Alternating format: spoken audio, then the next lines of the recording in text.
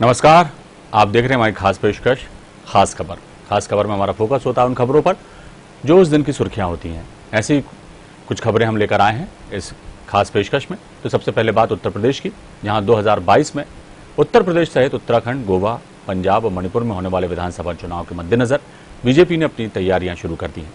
सूत्रों के मुताबिक बीजेपी महासचिवों की बैठक में विधानसभा चुनाव को लेकर कई अहम निर्णय लिए गए हैं।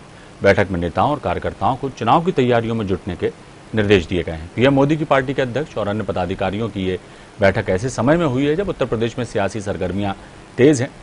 बीएल संतोष हाल ही में उत्तर प्रदेश के दौरे पर गए थे और कई मंत्रियों विधायकों से अकेले में मुलाकात भी की थी। ऐसे में इस बैठक के बाद अटकलें और भी तेज हो गई थी। हालांकि बैठक के संबंध में बीजेपी की ओर से अभी तक कोई बयान सामने नहीं आया है। भाजपा के केंद्रीय संगठन महामंत्री बीएल संतोष के जाने के बाद अब केंद्रीय गृह मंत्री अमित शाह और भाजपा अध्यक्ष जेपी नड्डा के यूपी दौरे पर आने की संभावनाएं, चर्चाएं माफ कीजिएगा, शुरू हो गई हैं। माना जा रहा है कि 1 महीने बाद यानी जुलाई में ये दोनों नेता आएंगे। तो चुनाव पर मंथन चिंतन जो है उत्तर प्रदेश में शुरू हो गया है और हाल ही में जिस तरह की हलचलें वहां पर तेज हुई थी उससे कई तरह के कयास लगाए जा रहे थे। पार्टी के सभी मोर्चों को जो है सक्रिय रहने के निर्देश दे दिए गए हैं। अब विधायकों को काम के आधार पर टिकट मिलेंगे, ये भी तय हो गया है एक तरह से। तो चुनावी राज्यों में बड़े स्तर पर वर्चुअल सभाओं की तैयारी भी उत्तर प्रदेश में भारतीय जनता पार्टी कर रही है। सभाओं को प्रधानमंत्री, गृह मंत्री और राष्ट्रीय अध्यक्ष भी संबोधित करेंगे। बंगाल चुनाव में मिली हार से सबक लेते हुए अब उत्तर प्रदेश के आगामी चुनाव में भारतीय जनता पार्टी फूंक फूंक कर कदम रखने वाली है और कोशिश यही की जाएगी कि ऐसी पुख्ता रणनीति के तहत काम किया जाए कि जीत दोहराई जा सके उत्तर प्रदेश में। तो यूपी विधानसभा की तैयारियों में जुट गई है भारतीय जनता पार्टी। सभी मोर्चों को पार्टी के सक्रिय होने के निर्देश दे दिए गए हैं और ये भी खबर आ रही है कि काम के आधार पर अब विधायकों को टिकट मिलेंगे। तो उनके काम का आकलन भी किया जा रहा है। बीएल संतोष ने हाल ही में उत्तर प्रदेश का दौरा किया था। कई मंत्रियों से और पार्टी पदाधिकारियों से उन्होंने 1-to-1 चर्चा भी की और ये भी तय है कहीं ना कहीं कि जो 2022 का विधानसभा चुनाव है वो पार्टी मुख्यमंत्री योगी आदित्यनाथ के ही नेतृत्व में लड़ने जा रही है। तो यूपी विधानसभा चुनाव की तैयारियां तेज हो गई हैं उत्तर प्रदेश में और इस खबर पर हम सीधे चलेंगे। हमारे स्टेट एडिटर आरसी भट्ट हमारे साथ जुड़े हुए हैं। भट्ट साहब, चुनावी माहौल जो है बनने लगा है उत्तर प्रदेश में और जिस तरह से बीएल संतोष आए और अब चुनावी रणनीतियों को अमली जामा पहनाने के लिए निर्देशित किया जा रहा है। पार्टी पदाधिकारियों को भी और सारे मोर्चों को भी तैयार रहने के लिए कह दिया गया है। अभी जो बदलाव की और फेरबदल की अटकलें भी इस बीच सामने आ रही थी लेकिन उन पर एक तरह से विराम लग गया है। क्या कुछ भारतीय जनता पार्टी के खेमे में चल रहा है, हमें तफसील से बताएं। अगले वर्ष देश में 5 राज्यों में चुनाव होने से उत्तर प्रदेश बहुत महत्वपूर्ण राज्य है। खासतौर पे देश के प्रधानमंत्री नरेंद्र मोदी खुद यहाँ से बनारस के सांसद हैं, राजनाथ सिंह जो लखनऊ से सांसद हैं। उसके साथ साथ उत्तर प्रदेश एक बड़ा प्रदेश है। खासतौर पर जिस तरह से यहाँ से जो भी सरकारें चुनी जाती हैं खासतौर पे उत्तर प्रदेश में वो दिल्ली का रास्ता तय करती है। इसकी चिंता भारतीय जनता पार्टी के शीर्ष नेतृत्व को है, जबकि उत्तर प्रदेश में 2017 में बीजेपी बहुमत के साथ यहाँ पे सत्ता में आई थी। उसके बाद योगी आदित्यनाथ के नेतृत्व में यहाँ पे सरकार बनी और लगातार सरकार चल रही है। लेकिन इधर 4 वर्षों के बाद अचानक 15 दिन से लगातार भारतीय जनता पार्टी की जो गतिविधियां हैं वो बहुत तेज हो गई हैं। खासतौर पर कुछ उनको रिपोर्टें मिलती हैं पंचायत के चुनाव की, जिसमें भारतीय जनता पार्टी को करारी हार का सामना करना पड़ता है। उसके साथ साथ कोविड का काल चल रहा है। बहुत सारे लोगों की ऑक्सीजन न मिलने के कारण, चिकित्सीय सुविधा न मिलने के कारण मौतें हुई हैं। ग्राउंड लेवल पर एक नाराजगी है। जिस तरह की रिपोर्टें आ रही हैं उसको लेकर शीर्ष नेतृत्व जो है वो खासतौर पर बीजेपी का बहुत चिंतित है। और उत्तर प्रदेश में 2022 में चुनाव होने हैं।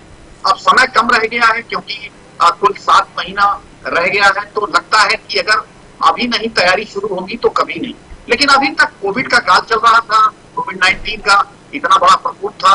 उत्तर प्रदेश के मुख्यमंत्री सहित पूरी भारतीय जनता पार्टी इसमें लगी हुई थी कि उत्तर प्रदेश में किस तरह स्थिति काबू में आए, लेकिन उसके साथ साथ उनको चुनाव भी देखना है। और जिस तरह से लगातार फीडबैक मिल रहा था केंद्र सरकार को, खासतौर पर भारतीय जनता पार्टी के शीर्ष नेतृत्व को, कि सरकार कहीं व्यवस्थित ढंग से नहीं चल रही है, लोगों में नाराजगी है, लोग असंतुष्ट हैं, इस तरह के तमाम जो है रिपोर्टें उनको मिल रही थी। और उन्होंने अचानक अपना पर्यवेक्षक भेजा, बीएल संतोष जो राष्ट्रीय संगठन मंत्री हैं, राधा मोहन सिंह जो उत्तर प्रदेश के प्रभारी हैं, दोनों लोगों ने यहाँ रह के पूरी तरह से छानबीन किया, यहाँ पे मंत्रियों से मुलाकात की, पार्टी पैनलिस्ट से मिले, तमाम लोगों से मुलाकात करके रिपोर्ट कार्ड उन्होंने दिया। उसके साथ साथ केंद्रीय नेतृत्व फिर जो है इस पर कहीं न कहीं विचार किया और उसको लगता है कि उत्तर प्रदेश में कुछ ठोस कदम उठाने की जरूरत है, लगातार तेजी से काम करने की जरूरत है। अब इस दशा में कहीं न कहीं जिस तरह से विचार विमर्श हुआ है कि पार्टी को फिर से बूथ स्तर पर गतिमान किया जाए, क्योंकि कोविड का धीरे धीरे प्रकोप उत्तर प्रदेश में काफी कम हो गया है, तो अब पूरी तरह से जो है भारतीय जनता पार्टी सक्रिय होकर ग्राउंड लेवल पर, खासतौर पे बूथ स्तर पर अपने कार्यकर्ताओं को सजग करके और केंद्र सरकार की और राज्य सरकार की जो काम कोविड में किए गए हैं या अन्य जो काम सरकार के किए गए हैं उसको जन जन तक पहुंचाने के लिए एक बड़ी स्ट्रेटजी बनाई गई है। प्रधानमंत्री और खासतौर पर अमित शाह लोगों ने कल बैठक की है, राष्ट्रीय अध्यक्ष जेपी नड्डा भी मौजूद रहे, संगठन के बीएल संतोष से लेकर तमाम जो पार्टी कार्यकर्ता संगठन के लोग हैं वो मौजूद रहे।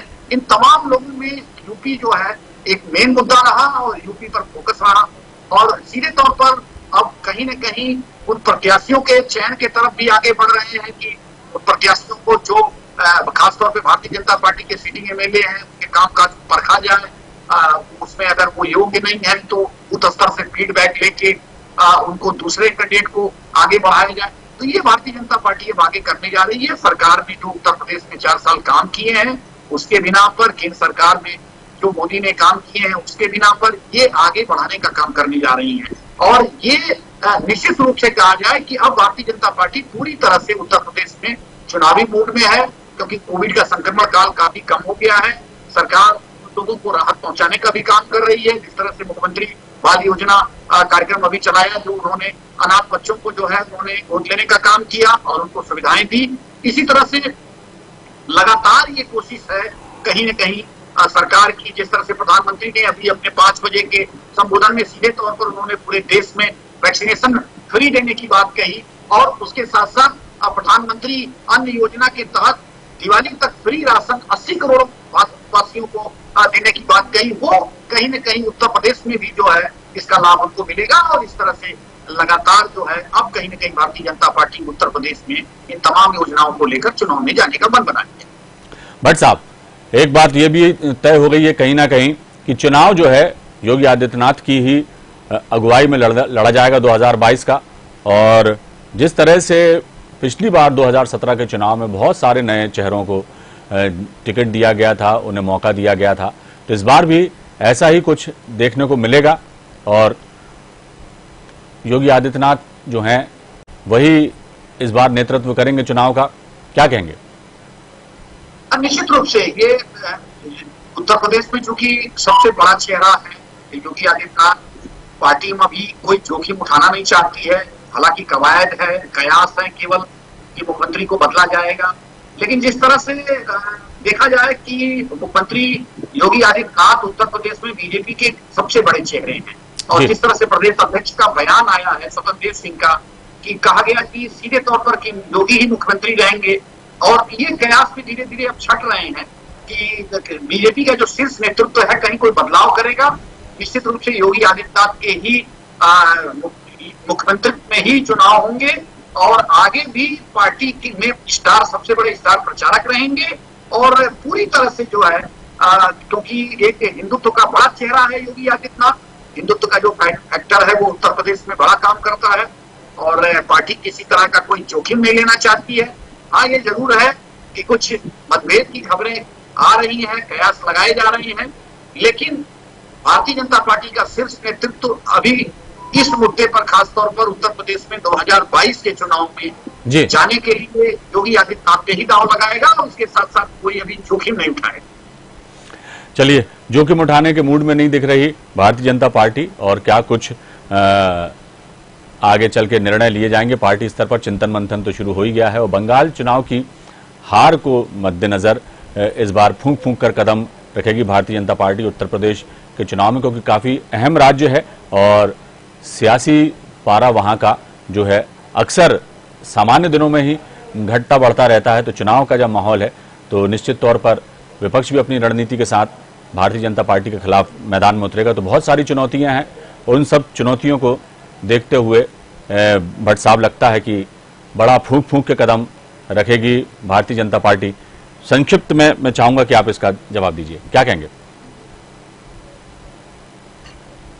जी जी, अपना सवाल दोहराएं। मेरा कहना था कि मौजूदा परिस्थितियों को देखते हुए और जिस तरह की वहां पर का जो सियासी परिदृश्य है, तो आने वाले समय में 2022 के चुनाव में भारतीय जनता पार्टी काफी फूंक फूंक कर कदम रखेगी, क्योंकि जो पिछली हार से जो सबक लिया है उसने, तो निश्चित तौर पर बहुत सारी चुनौतियां भी हैं। क्या कहेंगे? अविनाश, ये तो बिल्कुल जाहिर सी बात है। पंचायत चुनाव में जिस तरह से भारतीय जनता पार्टी को अपेक्षित सफलता नहीं मिली है, इसको कहीं न कहीं भारतीय जनता पार्टी का शीर्ष नेतृत्व ने बहुत गंभीरता से लिया है। मैं अभी तमाम आंकड़ों को देख रहा था। उत्तर प्रदेश के जो तमाम कैबिनेट मंत्री हैं, चाहे शिव प्रताप शाही की बात करें, चाहे जयप्रताप सिंह की बात करें, चाहे सतीश चंद्र द्विवेदी की बात करें, इन तमाम मंत्रियों के क्षेत्रों में करारी हार हुई है भारतीय जनता पार्टी की और बहुत सारी जगहों पे तो कहीं कोई भी सीट नहीं मिली है।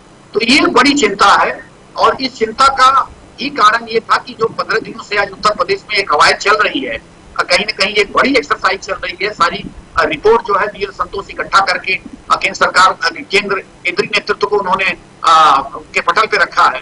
तो ये उसी का नतीजा है, क्योंकि कहीं कुछ सब ठीक नहीं है। भारतीय जनता पार्टी में के जो कार्यकर्ता हैं उनमें कहीं निराशा पनपी है, कहीं न कहीं वो बहुत ही आहत हुए हैं। और सबसे बड़ी बात यह है कि उत्तर प्रदेश में तकरीबन जो है 50 से ऊपर निगम और उसके साथ साथ बोर्ड के चेयरमैनों की जगह तकरीबन 4 साल से खाली है, लेकिन योगी आदित्यनाथ ने उनको अभी भरा नहीं है। ये भी भारतीय जनता पार्टी के शीर्ष नेतृत्व ने इसको भी गंभीरता से किया है। और मंत्रिमंडल में भी कम से कम आधा दर्जन से अधिक जगह खाली है, तो अभी तक नहीं भरे गए हैं। ये भी एक बड़ा कारण है। अब ये कब चीजें होंगी, क्यों रुकी हुई थी, क्या उत्तर प्रदेश में जो ब्यूरोक्रेट्स हैं वो हावी हैं, तो ये भी सवाल था। ये तमाम रिपोर्टें शीर्ष नेतृत्व को मिल गई हैं और निश्चित रूप से आने वाले दिनों में भारतीय जनता पार्टी इस पर काम कर रही है और आगे भी करेगी और इन सब चीजों को ठीक करके वो मजबूती के साथ चुनाव में जाने की कोशिश करेगी। जी, बहुत बहुत शुक्रिया भट्ट साहब इस तमाम जानकारी के लिए। तो उत्तर प्रदेश में एक तरह से चुनावी